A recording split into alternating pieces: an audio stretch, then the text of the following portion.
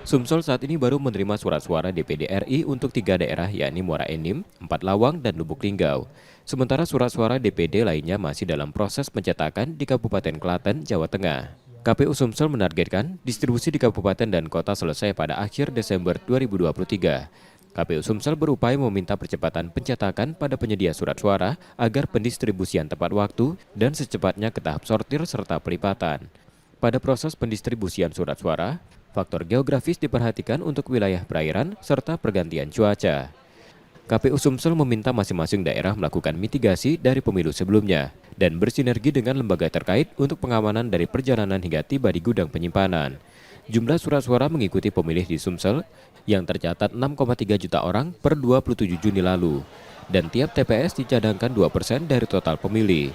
Kemarin kami berdiskusi dengan penyedia surat suara ya, kami ingin di Sumatera Selatan ini kita lakukan percepatan satu karena proses pencetakan surat suara itu satu rangkaian dengan proses distribusi. Jadi kalau proses pencetakannya bisa tepat waktu, tepat jadwal, maka proses distribusinya juga bisa tepat jadwal. Kita harapkan sampai semua di gudang KPU itu bisa di akhir Desember ini. Kami lagi mengupayakan itu. Setelah surat suara DPD RI, pencetakan dilanjutkan surat suara DPR RI, DPRD Sumsel, dan Capres-Cawapres. Rizky Oktora, Muklas Diferensial, Kompas TV, Palembang, Sumatera Selatan.